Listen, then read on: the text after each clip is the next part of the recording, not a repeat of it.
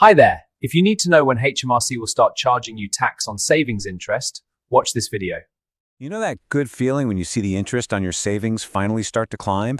Well, what if I told you that very same interest could be quietly setting you up for a surprise tax bill? We're not talking about something in the distant future either.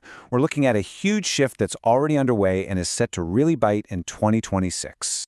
So let's just ask the question outright. Could that money you've so carefully saved up end up costing you more than you think? You know, for millions of us across the UK, whether you're a freelancer in London or a small shop owner in Manchester, the answer, I'm afraid, is very likely yes. And this is something that catches a lot of people out. So to get to the bottom of this, we're going to walk through the analysis put together by the tax experts at My Tax Accountant. They're one of the UK's most trusted firms, and they've really broken down exactly what's going on with HMRC's rules for 2026 so you can see what's coming. Right, here's what we'll cover. First, why this is suddenly a problem for so many people. Then we'll get into the actual numbers, your tax-free allowances. After that, we'll look at the tax squeeze itself, talk about some really clever solutions for couples and anyone with an ISA, and then we'll wrap it all up in a simple action plan. Let's get into it. Okay, first things first. The problem. Why are we even talking about tax on savings interest again? For years, honestly, it was something most of us could just completely ignore. So, what's changed? Well, for the first time in what feels like forever, higher interest rates mean your savings are actually earning you a decent return. And on the face of it, this is brilliant news, right? If you've been putting money aside, you're finally seeing it grow, which is the whole point of saving. But here's the sting in the tail. All that lovely extra interest, the reward for being a diligent saver, could easily push you over your tax-free limit, and you might not even realize it's happening. The very thing that's helping your money grow is also creating a new tax headache. And this quote from My Tax Accountant just sums it up perfectly. A tax that was once really just a concern for the very wealthy is now becoming a real issue for everyday households, people who are just trying to build up a bit of a safety net. So, to figure out how to handle this, we absolutely have to understand the basic rules. So let's build the foundation of how this all works, starting with the tax-free allowances you're meant to get. Honestly, this part is crucial. Okay, the big one to know is your Personal Savings Allowance, or PSA for short.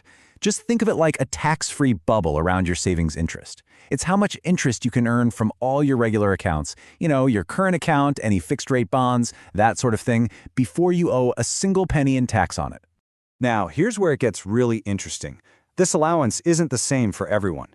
It all depends on your income tax band. So if you're a basic rate taxpayer, you get a pretty generous £1,000 tax-free. But the moment your income pushes you into the higher rate band, that bubble gets cut in half, right down to £500. And for additional rate taxpayers, poof, it's gone. You get zero.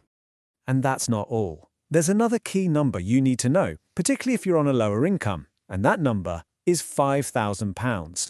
This £5,000 is for something called the starting rate for savings. It's basically an extra layer of tax-free interest on top of your personal savings allowance. Let's make this simple.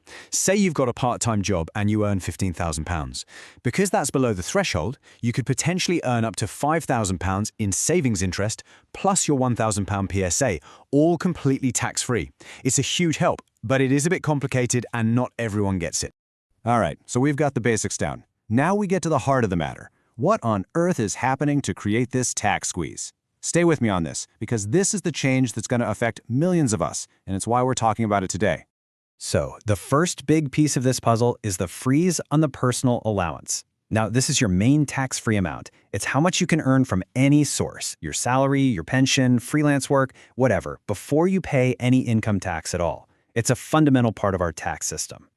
And here's the crucial thing. That allowance is frozen solid at £12,570. And it's not just for a year or two, it's locked in place all the way through to 2031. So as our wages hopefully go up, even just a little with inflation, more and more of our income gets dragged over that frozen line and into the tax net. It's a classic stealth tax. You end up paying more tax without the rates actually going up.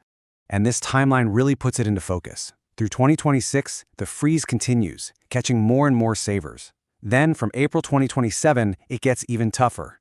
The tax rate you pay on any savings interest over your allowance is set to go up by 2%. And on that very same day, the rules on how you can use your ISA are changing too. You'll definitely want to hear this next part. Right. I know this all sounds a bit doom and gloom, but knowing this stuff is half the battle. And there are some really practical, smart things you can do to protect your savings. So let's switch gears and talk about the solutions, focusing on joint accounts for couples and your best friend in all of this, the ISA. Okay, here's where most people get tripped up. If you've got a joint savings account, HMRC's default setting is to just assume you both own the interest 50-50. Simple. But often, that's not the most tax-savvy way to do it. Imagine one of you is a higher rate taxpayer with that tiny £500 allowance, and the other is a basic rate payer with the full £1,000. That default split means the higher earner might pay 40% tax on their half, while the other partner has loads of unused allowance just going to waste. But there's a fix for this, and here's my tip. If you're married or in a civil partnership and you own the savings unequally, you can actually tell HMRC. You do it by submitting a little thing called a Form 17. This lets you declare the real split, say 90% to the partner with the bigger allowance and just 10% to the higher rate taxpayer. It's a completely legitimate way to make sure your interest is allocated as tax efficiently as possible. For some, this is an absolute game changer. Now, let's talk about the single most powerful weapon in your arsenal for fighting tax on savings, the Individual Savings Account, or ISA. Every single tax year, you get a very generous allowance, which right now is £20,000. And the magic of the ISA is simple. Anything you earn inside it, interest, growth, whatever, is yours to keep, completely and forever tax-free. But as we saw on that timeline, a pretty big change is on its way from April 2027 for savers under 65. Your total £20,000 allowance will still be there, but it's going to be split. You'll only be able to put a maximum of £12,000 into a cash ISA each year. The other £8,000 can then go into a stocks and shares ISA. The idea is probably to get people investing more, but it means you'll have to be a bit more strategic about where you put your tax-free cash. Okay, I know we've covered a lot of ground, and it can feel a bit overwhelming. So let's make this really, really simple. We're going to boil everything down into a clear 5-step action plan that you can use right now to get ahead of the game. Here it is, your checklist. Step 1. Do a quick calculation of how much interest all your non-ISA accounts are likely to earn you. 2. Double-check your tax band so you know for sure if your PSA is £1,000, £500, or nothing at all. 3. Use your ISA. It is your #1 defense against this tax. 4. If you have joint savings, sit down and have that chat with your partner about Form 17. And finally, Step 5. If any of this feels confusing, please don't just guess. And that brings us perfectly to our final and maybe most important point, taking that next step. Because understanding all this is great, but applying it correctly to your life and your money is what really makes the difference. Now, it's really important to be clear about this. Everything we've talked about today is for general guidance, just to help you get a sense of the landscape. Your own financial situation is unique, so you should always get advice from a qualified professional before making any big decisions. So if you'd like some personalized advice that's tailored specifically to your circumstances, you can get in touch with the team at My Tax Accountant directly. They're regulated professionals, and they can give you the specific guidance that you need. All their details are right there on the screen for you. Look, the tax rules are always changing, but if you've got the right knowledge, you can absolutely stay in control of your savings. So the real question isn't just about what's changing in 2026, it's about whether you're prepared to adapt.